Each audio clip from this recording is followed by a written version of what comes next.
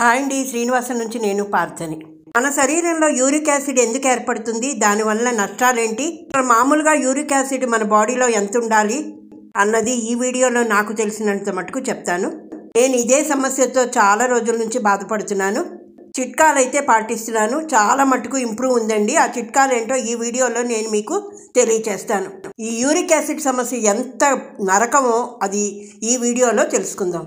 English medicines వాడాను, homeopathy వాడాను, ఎక్కడ నాకు దీంట్లో రిలీఫ్ అయితే లేదండి. మన జీవన శైలిలో ఆటంకం కారణంగా ఈ రోజుల్లో ప్రజలు చిన్న వయసు నుండి అనేక రకాల యొక్క శారీరక సమస్యలతో బాధపడుతున్నాం. కొంతమంది చిన్న లేదు పెద్ద లేదు, వయసుతో సంబంధం లేకుండా ఎముక నొప్పి మొదలవుతుంది. కొందరు విపరీతమైన మోకాళ్ళ నొప్పులతో బాధపడుతున్నారు. నిజానికి రక్తంలో యూరిక్ యాసిడ్ పరిమాణం పెరిగినప్పుడు మోకాలు లేదా ఎముకల కీళ్ళ నొప్పి వస్తుంది. ఒక సాధారణ ఆరోగ్యవంతమైన వ్యక్తిలో 3.5 నుండి 7.5 మిల్లీగ్రాముల యూరిక్ యాసిడ్ ఉంటుంది. అయితే ఈ స్థాయిని మించినప్పుడు ఎముక కీళ్ళల్లో నొప్పి ప్రారంభమవుతుంది. ఈ యూరిక్ యాసిడ్ ప్యూరిన్ల నుండి తయారవుతుంది. శరీరంలో ప్రోటీన్ విచ్ఛిన్నమైనప్పుడు ప్యూరిన్లు ఉప ఉత్పత్తిగా ఏర్పడతాయి. ప్యూరిన్లు యూరిక్ ఆమ్లాన్ని ఏర్పరుస్తాయి. యూరిక్ యాసిడ్ కీళ్ల మధ్య పేరుకుపోతుంది. అక్కడ మృదులాస్థి క్షీణించడం ప్రారంభం అవుతుంది. శరీరంలోని యూరిక్ యాసిడ్ని తగ్గించి మోకాళ్ళ నొప్పులను తగ్గించుకోవడానికి సులభంగా కొన్ని రకాల ఔషధ గుణాలతో కూడిన చిట్కాలనైతే నేను మీకు తెలియజేస్తాను. బాడీలో యూరిక్ యాసిడ్ పేరుకుపోయినప్పుడు కీళ్ళ సమస్యలకి దారితీస్తుంది. అందులో గౌటు, ఆర్థరైటిస్ సమస్యలు వస్తాయి. దీంతో పాటు మూత్రపిండాల్లో రాళ్ల సమస్య పెరుగుతుంది. గౌటు, కిడ్నీ స్టోన్ సమస్యలు వస్తే చాలా ఇబ్బందిగా ఉంటుంది. దీనివల్ల రోజువారీ పనులు చేయడం కూడా కష్టంగా మారుతుంది. ఈ సమస్యలకి దేనితో చెక్ పెట్టవచ్చో నేను ఈరోజు మీతో పంచుకుంటాను. ఇంకా ఈ సమస్యలు తగ్గించుకునేందుకు చాలామంది అనేక ప్రయత్నాలు చేస్తారు.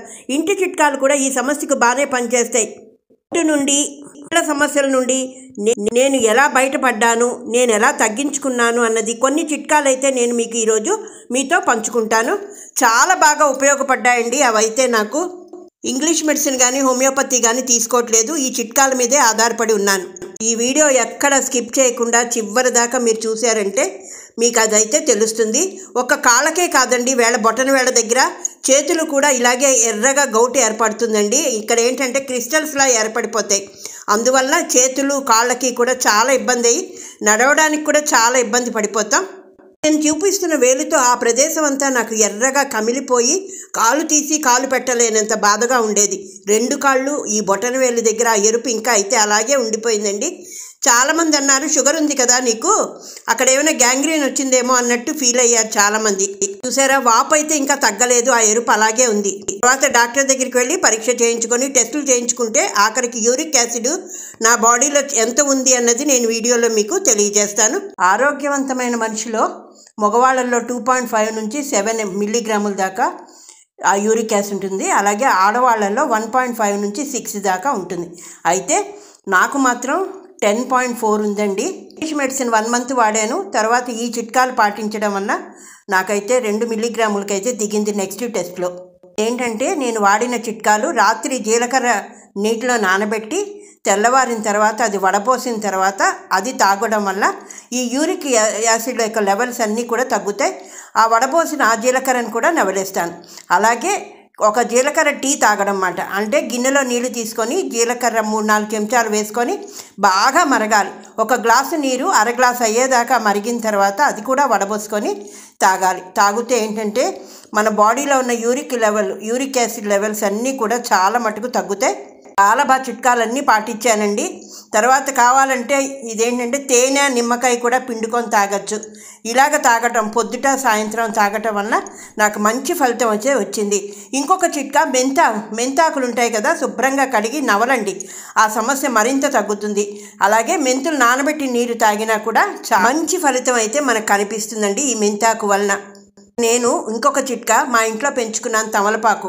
ఈ తమలపాకుని డైరెక్ట్గా తినేయచ్చు. తినడం వల్ల కూడా మంచి ప్రయోజనం, జీర్ణక్రియ బాగుంటుంది, యూరిక్ యాసిడ్ కంట్రోల్లో ఉంటుంది. అలాగే ఈ తమలపాకులు కూడా గ్లాసు నీటిలో అర గ్లాసు అయ్యేదాకా బాగా మరిగించాలి. మరిగించిన తర్వాత ఆ తమలపాకు తీసి చక్కగా ఆ నీటిని వడబోసుకొని చక్కగా పరగడుపుని తాగామనుకోండి, ఒంట్లో ఉన్న యూరిక్ యాసిడ్ లెవెల్స్ అన్నీ తగ్గుతాయి. ఇవన్నీ నేను పాటించిన చిట్కాలు కాబట్టి మీకు నేను ధైర్యంగా చెప్తున్నాను.